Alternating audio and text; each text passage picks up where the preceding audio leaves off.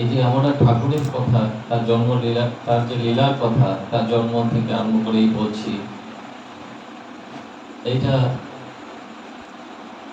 যারা ঠাকুরকে ধরো সংস্পর্শে আসেননি তারা কি বুঝবে? তাদের জন্য এইটুকু বলতে হয়। তারা রামকৃষ্ণ, বুদ্ধ, চৈতন্য ইত্যাদির কথা তো জানেন, আর এইটুকুই তো আপাতত আমাদের জানা আছে যে মানুষ সৃষ্টি হয় একটা বাবা মাকে কেন্দ্র করে, আর সর্বোপরি একজন পরম পিতা আছেন যে যিনি সৃষ্টির মালিক, যিনি কেবল মানুষ নয়, জীব জগৎ গাছপালা ইত্যাদি সমস্ত কিছু সৃষ্টি করেছেন। যেমন এই পৃথিবীর বাইরে অন্যান্য গ্রহতেও জীবজন্তু আছে, তারও স্রষ্টা তিনি। আচ্ছা, সেই পিতা বা পরম পিতা যিনি সন্তানের কাছ থেকে কতটুকু দূরে থাকতে পারে, সেই জন্য শাস্ত্রে বলা হয় তিনি যুগে যুগে আসে যখনই যখনই ধর্মের গ্লানি হয়, অর্থাৎ মানুষের জীবন চলনায় ত্রুটি হয়, তখনই তাকে বাধ্য আসতে হয়। কথাটা আরো ভালোভাবে বোঝা যাবে। ধরুন একটা পরিবারে বাবা হয়তো দূরে আছে, কোনো বাইরে গেছে, ছেলে পুলে এরা সব আছে, পরস্পরের চলন বলনের ত্রুটি হয়েছে, একটা কিছু সমস্যা হয়েছে, তখন কাকে ডাকা হয়? আশা করা যায় কে এলে তিনি বুঝিয়ে দেবেন সকলকে কার কি ভুল ঠিক, তখন বাবাকেই তো ডাকতে হয়। সেই রকম ভাবে এই সমগ্র জীবসত্তা, বিশেষ করে এই মানুষ, যখন সেই জীবন চলনার পথটা ভুলে যাই, আমরা বিভুলে চলে বা অপথে কুপথে চলে, আমরা যখন সংঘাতে পড়ি, বিপদে পড়ি, ত্রাহি ত্রাহি বলে চিৎকার করি, তখন সেই বাবা কিন্তু থাকতে পারেন না, তিনি চলে আসেন। এটাই শাস্ত্রে বলা আছে, সর্বশাস্ত্রের একই কথা, সেই গীতায় বলা আছে। আমাদের এই ভাগবত উড়িষ্যা দেশে এই ভাগবতেও তাই বলা আছে। তাই এখানে সেই যে তিনি আসে, কি করেন এসে, কিভাবে এসে? আচ্ছা, তিনি কিভাবে এলে আমরা বুঝবো যে তিনি এসেছেন বলে? তিনি যদি আমরা ভাবি, একটা আমরা অনেকে পাথরকে পূজা করি, অনেকে গাছকে ভগবান ভেবে পূজা করি, আশীর্বাদ চাই, অনেকে সূর্যের দিকে তাকিয়ে জল তুলে তাকে তর্পণ করে পূজা করি, হে সূর্যদেব আমায় রক্ষা করো, আমার বিপদ থেকে আমাকে উদ্ধার করো। আবার চন্দ্রের পূজা হয় আমাদের। এইভাবে অনেক দেবী দেবীরও আরাধনা করি, শিব, কালী, দুর্গা, চণ্ডী, এইসব করি। এইসব এক একটা চরিত্র। তবে আমরা যেমন বাবাকে অনুভব করতে পারি, বাবা বেঁচে আছেন, কথা বলছেন, আমাকে উপদেশ দিচ্ছেন, হাত ধরে শিখিয়ে দিচ্ছেন। মাস্টারকে দেখছি আমাকে আমার ভুল হলে একটা চট দিচ্ছেন, আবার আদর করে কোলে তুলে দিচ্ছেন, আমার লেখাটা ভুল হলে আমার হাত ধরিয়ে আবার শিখিয়ে দিচ্ছেন, আমার পড়তে ইচ্ছা না হলে বা স্কুলের নিয়ম কানুন ডেভিয়েশন করলে আবার তিনি আমাকে পথে নিয়ে এসছেন, কারণ তিনি জীবন্ত। আর আমি তাকেও ভালোভাবে বুঝতে পারি, অনুভব করতে পারি, রেসপন্ড করতে পারি। তাই আমার শিক্ষাটা, আমার ভুলটা আমি সহজে বুঝতে পারি। আর তার প্রতি ভালোবাসার দরুন, পিতার প্রতি বা শিক্ষকের প্রতি বা কুলগুরুর প্রতি আমার শ্রদ্ধা ভালোবাসার দরুন এবং তিনি জীবন্ত থাকার দরুন আমার জীবনটা সংশোধন হয়ে যায়। তাই ভগবান মানুষ হয়ে আসেন এই জন্যই। তাই শাস্ত্রে আছে, বৈষ্ণব শাস্ত্রে, যে শ্রীকৃষ্ণের যতিক লীলা সর্বোত্তম নরলীলা, নরবপু তাহার স্বরূপ, লীলারস আচ্ছাদিতে ভিন্ন ভিন্ন রূপ। তার সব থেকে শ্রেষ্ঠ রূপ বা সর্বোত্তম রূপ হলো এই নররূপ।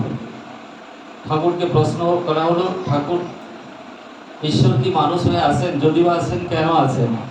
ঠাকুর বলেন, মানুষ নিরাকার ঈশ্বরকে কল্পনা করতে পারে না, তাই মানুষের প্রতি করুণাবশত তিনি মানুষ হয়ে জন্মগ্রহণ করেন, মানুষের সঙ্গে মানুষের ভাষায় কথা বলবেন, আদর করবেন, সোহাগ করবেন, তাদের পথ দেখাবেন, কারণ মানুষই তার স্বার্থ। মানুষ আর কেউ নয়, তিনি স্বয়ং। একস্যাম বহু একহং বহুসামহ বেদের কথা। আমি সেই এক বহুদা বিভক্ত হয়েছি। এটা অবশ্য কঠিন তত্ত্ব, একে বুঝতে গেলে তার নাম ধ্যান এবং তার সেই এই সৃষ্টি তত্ত্ব এর ভিতরে ঢুকতে হয়। দেবতত্ত্ব সাধন ভোজন গভীরভাবে করলে এটা বুঝতে পারা যায়। যাই হোক, এই যে তিনি আসেন একটি বাবা মাকে কেন্দ্র করে, যেটা পিতা শিবচন্দ্র চক্রবর্তী, মাতা মনমোহিনী দেবী, আমরা জেনেছি এদের জীবনটা কেমন ছিল। একটা আদর্শ বাবা মাকে কেন্দ্র করে একটা আদর্শ ছেলে জন্মায়, এটা ধ্রুব সত্য। এটা তো আমরা দেখছি, বাবা মা যদি আদর্শ চরিত্রবান হয়, ওদের প্রতি, ওদের পরস্পরের প্রতি যদি শিব পার্বতী, রাম সীতা, নল দময়ন্তী এইরকম সম্পর্ক থাকে, তবে সেখানে লবকুশের মতো সন্তান, আর সেখানে গণেশ কার্তিকের মতো সন্তান, সরস্বতীর মতো সন্ততি, লক্ষ্মীর মতো সন্ততি সেখানেই জন্ম হয়। তাই সেই মনমোহিনী দেবী আর পিতা শিবচন্দ্র চক্রবর্তী, এরা যে স্বামী স্ত্রী পরস্পর এমনভাবে চলতেন, এক মন এক প্রাণ হয়ে। স্ত্রী তার স্বামীকে দেবতা জ্ঞানে সেবা করতেন, আর স্বামী স্ত্রীকে সতী সাথী স্বামী পরায়ণা বলে সম্মান করতেন, শ্রদ্ধা করতেন। এর ভিতর দিয়ে সেই ভগবানের মূর্ত রূপ এই অনুকূল রূপে জন্মগ্রহণ করলেন। কিছু কিছু কথা আমরা জানি, আরো কিছু কিছু কথা আছে। তিনি জন্ম থেকেই তার লীলা শুরু করে দেন, কারণ তার ভিতরে পূর্ব স্মৃতিগুলো সজাগ থাকে। আমাদের সাধনার একটা বড় জিনিস কি জানেন না, যে দদাতু নিরন্তর জীবন বৃদ্ধি, সেই লাস্টে একটা আছে না, শ্রুতি চিত ইউতে, মানে শ্রুতিবাহী চেতনাটাকে লাভ করাটাই হলো জীবনের সব থেকে বড় সাধনা। আমাদের কেটে যায় একটা জন্মের পরে আরেকটা জন্মের মধ্যে যে গ্যাপটা, এই মধ্যে কেটে যায়, কিন্তু তা কাটে না। তাই তিনি বাল্যজা, কৈশোরিতা, যৌবনেতা, প্রৌঢ় অবস্থায় বি ছেলের মতো মায়ের কোলে শুয়ে আছেন। অনেকে ফটো দেখে, আবার মাকে জিজ্ঞাসা করছেন, কে বসে আছেন মা, এবারে শুভ, মানে বাচ্চা যেমন মার কাছে অনুমতি নেয়, মানে শয়ন করতে গেলে, মা এবারে শুভ, এবারে খেলা করতে যাবো। এই এত বড়, যার ইঙ্গিতে সারা বিশ্ব চলে, তিনি আবার অনুমতি নিচ্ছেন মায়ের কাছ থেকে। এই শিশু সুলভ কথা। আবার শিশু হয়ে আবার বিজ্ঞের মতো কথা বলছেন। যেমন সেই প্রেমবাবু একটা বাগান বানিয়েছিলেন, তাকে বলছেন যে তুমি এখানে যত বাগান করবে আমি তত ভাঙবো না। কেন বাবু? না, তোমার জন্য উপরে বাগান তৈরি করা আছে, তুমি এই বাগানে মন দিও না। সেই ভদ্র ব্যক্তি বুঝতে পারলেন, দেখা গেল তার যক্ষা রোগ হলো। এক পক্ষের মধ্যে 15 দিনের মধ্যে তিনি টিকিট কাটলেন, উপরে চলে গেলেন। এই যে বিজ্ঞতার কথা, তোমার জন্য বাগান উপরে আছে, অর্থাৎ তুমি তোমার আত্মিক জগতে যা কিছু সব সম্ভার আছে, ভক্তি, শ্রদ্ধা, জ্ঞান, ভালোবাসা, দয়া, করুণা, ক্ষমা, এইসব যে সম্পদ, এই যে বাগান, আত্মিক জগতের বাগানের ফুলগুলো হলো এইগুলো। এইটা দিয়েই মানুষের স্বভাব বাড়ে, তার চারিত্রিক যে স্বভাব বৃদ্ধি পায়। সেই জন্যই যে আমরা আদর্শকে গ্রহণ করি। এটা ছোট্ট 5 বছরের শিশু বুঝিয়ে দিয়েছিল এত বড় একজন জ্ঞানী মানুষকে। তিনি যে গুরু গ্রহণ করেননি, ঈশ্বর বিশ্বাস করেননি, এমন মানুষ নন, কিন্তু তার জীবনে তিনি বুঝতে পেরেছিলেন এই ছোট্ট বালকের কথা। আমরা জানি ভগবান যখনই জন্ম হয়েছেন অনেক নটখট ছিলেন। এই কৃষ্ণ ঠাকুর অনেক নটখট, দুষ্টমি প্রবল দুষ্টমি। আমাদের ছেলেপুলে যা দুষ্টমি আমরা বলি না, তার থেকে কয়েক গুণ বাড়া, সব গুণে যখন তিনি বাড়া, আর দুষ্টমিতে বাড়া থাকবেন না। কৃষ্ণ ঠাকুর দুষ্টমি, মা কি নাজেহাল হয়ে গেছেন। হ্যাঁ, বল খেলতে খেলতে এই যে সরোবরে ডুব দিয়েছেন, কালিয়ার দলন করে আবার ফিরে এলেন। এই কত বড় দুষ্টমি বলুন তো। আমাদের ছেলে কি এত বড় দুষ্টমি করে? জানা আছে তো এই শ্রীকৃষ্ণের কথা, ঠাকুরও তাই।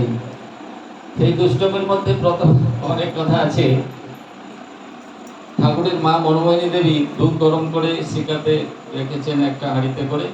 তিনি তার বন্ধুদের ডেকে এনে, এই যে নল পাটি খোঁচা একটা বলে বাংলা, তার ভিতর পোলা, সেইটা ঝরকা দিয়ে, তালা বন্ধ রুম তো, ঝরকা দিয়ে সেটা ঢুকিয়ে এই দুধের হাঁড়ির মধ্যে ঢুকিয়ে নিজে টানছেন, নিজে টানেন পরে এই যে অন্যের বাচ্চায় নিচে থাকে, তার বাচ্চা বলাতেই সেই ধর্ম, তিনি যা বলেন তাই করেন।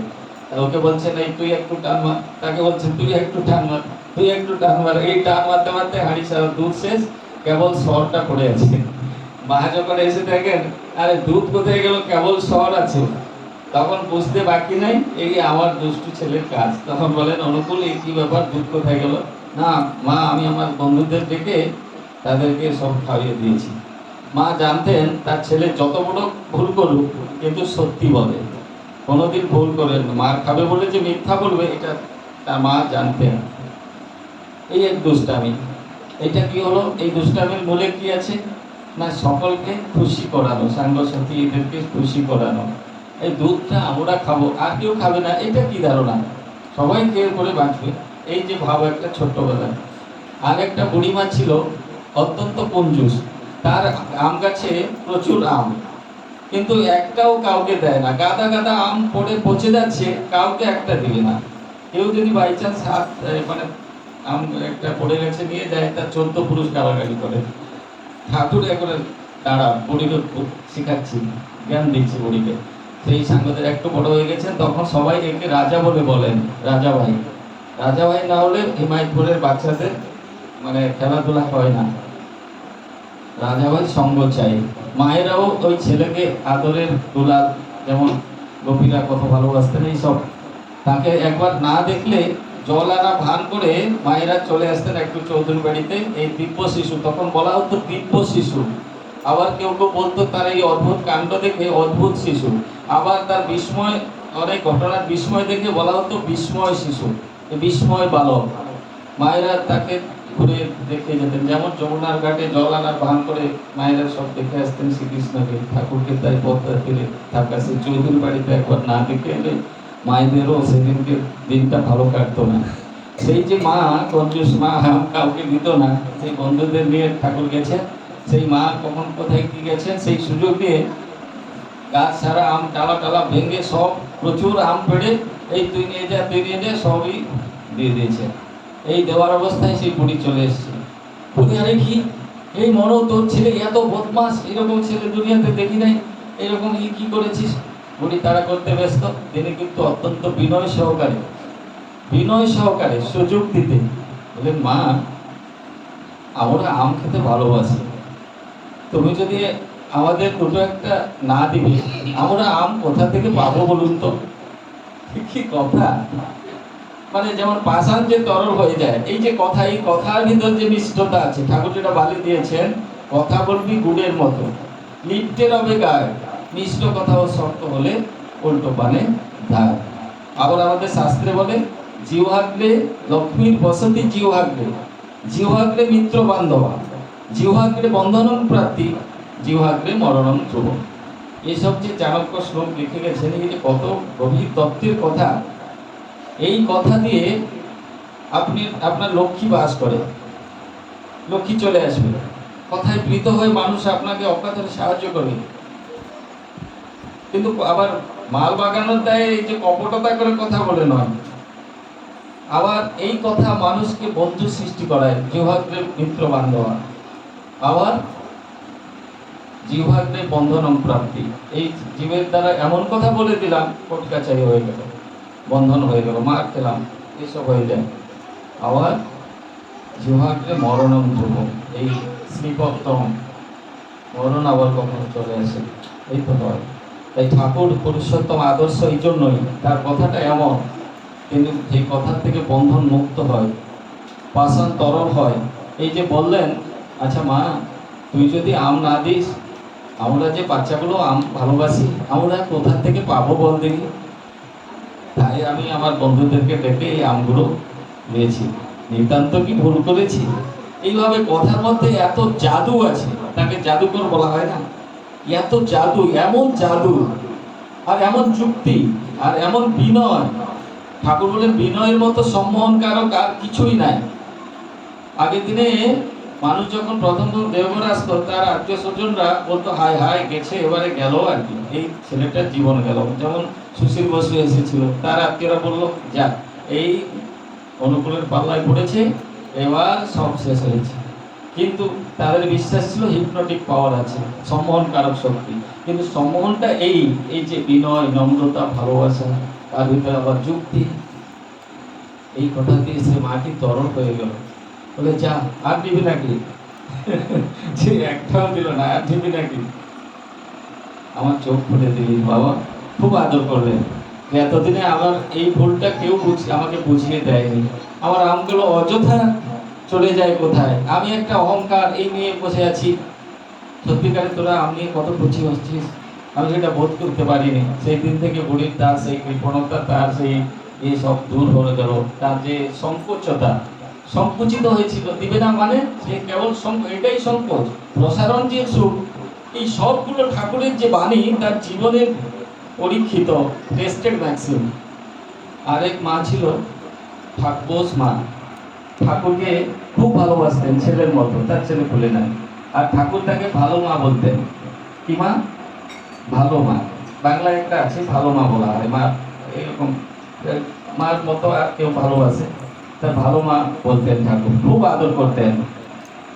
একবার কি হচ্ছে, সেই মারও সেই আম গাছ, আমটা পাড়া হয়ে আছে, কিছু এক ঝুড়ি আম পেটে তিনি রেখে স্নান করতে গেছেন। মা খুব ঠাকুর ভক্ত, স্নান করতে গেছেন পদ্মায়, স্নান করে এসে পূজা ইত্যাদি করবেন এইসব এইভাবে। ঠাকুর এসে তার সঙ্গপাঙ্গ নিয়ে সবাইকে আম সব দিয়ে দিয়েছেন। তারপরে যখন তিনি আসেন, তখন আর কেউ নাই, আমও নাই। আরে আমগুলো গেল কোথায়? তার প্রতিবেশী বলে আর কে দেবে, তোমার এই যে ছেলে, তোমার অনুকূল, সেই সব দিয়ে দিয়েছে সব।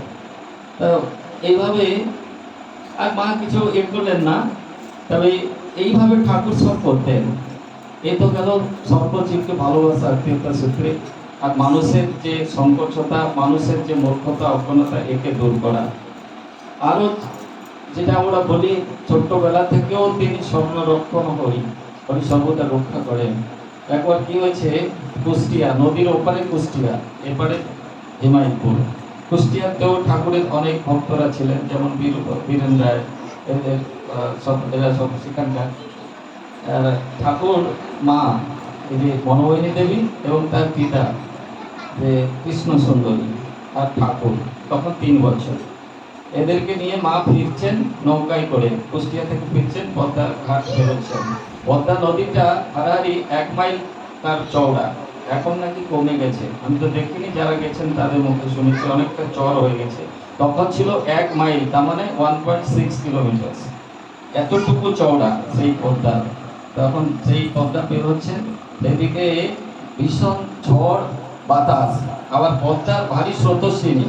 এই অবস্থায় নৌকায় যাত্রী আছেন, মাঝি চালাচ্ছে নৌকা, ঝড় দেখে আশঙ্কা করছে ঝড় দ্রুততর হতে থাকে, আর নৌকা এইরকম হয়, এপাশ ওপাশ হয়। তখন দেখলো আর পারা যাবে না, মাঝি বলছে আর নৌকা আমি সামলাতে পারছি না, আপনারা যে পারেন যেমন ভাবে জীবন বাঁচান, নৌকা থেকে করে নৌকা ডুবে যাবে, যে যেমন পারেন সাঁতার দিয়ে আপনারা যান। এইভাবে যে যেমন চলে গেল। মা মনোময়ী 3 বছরের শিশুকে হাতে ধরেছেন, বৃদ্ধা মাকে, মা শিশুকে কোলে ধরেছেন, বৃদ্ধা মার হাতটা ধরেছেন, কি করবেন ভাবতে পারছেন না, নৌকা টলমল করছে। আর কেবল সেই নৌকায় সেই মা, তার 3 বছর শিশু আমাদের প্রভু অনুকূল, আর তার মায়ের মা কৃষ্ণ সুন্দরী ছাড়া আর কেউ নাই। তখন ঠাকুর তার সেই ছোট্ট দলটি কথায় খনি খনি বলছেন, মা শিগগির নেমে পড়, শিগগির নেমে পড়, মানে শিগগির নেমে পড় মানে জলদি নেমে পড়ে। মা বুঝতেই পারছেন না, তবু এই ছেলের পরিচয় একটু মা জানা আছে, কারণ অনেক ঋষিবাণী পড়া আছে। অনেকেই বলে যে এই শিশু সাধারণ শিশু নয়, তিনি জগতের ত্রাণকর্তা। তিনি তার অন্নপ্রাশনের সময় ঠাকুর মাটি এবং বই ধরেছিলেন, এই দেখে বিদ্বানরা প্রেডিকশন করছিলেন তিনি ভূখণ্ডের অধীশ্বর হবেন আর বিদ্বান হবেন। এইভাবে অনেক কথা আছে। মা একটু বিশ্বাস করেন, কোনো একটা মানে যান্ত্রিকভাবে তিনি হঠাৎ এক হাতে মায়ের হাত ধরেছেন, আর এক হাতে শিশুকে ধরেছেন, নৌকা থেকে নেমে পড়লেন যেই 1 হাঁটু জল, সেখানে বোঝা গেল সেখানে একটা চর ছিল। সেই চরটায় যদি মা না নেমে পড়তেন তাহলে হয়তো আরো গভীরে নৌকাটা গিয়ে তাদেরকে নিয়ে শরীর সমাধি হয়ে যেত। তারপরে ঝড় থেমে যাওয়ার পর আবার নৌকা, অন্য নৌকা যখন চলাচল করলো, মা আবার এই তার জননী এবং শিশু পুত্রকে নিয়ে বাড়ি ফিরলেন। তা এই যে তার ভিতরে অন্তর্জামিত সেই রক্ষা করার, তিনি সবকিছু জানেন, এই 3 বছরের শিশুর মধ্যে এটাও ছিল। তাই ঠাকুর যখনই আসে আমাদের বাঁচাতে আসেন, আমাদের ভুল ঠিক করতে আসেন। তাই এইরকম অনন্ত কথা কটা বলে শোনানো যায়। প্রতিনিয়ত আমরা যদি নাম করি, আর এই শোনা কথাও মনে থাকে না, নাম করতে করতে একটা ভালোবাসা সৃষ্টি হয়। ঠাকুরের কথা, তার গান গুনগুন করে গাইতে হয়, সময় পেলে বই পুস্তক একটু পড়তে হয়, এই আর পরস্পর কথাবার্তা হতে হয়। কত না কত কথা হচ্ছি, কথাও হচ্ছি, কেবল সেই তারই কথা, মানে মঙ্গলের কথা, জীবনের কথা।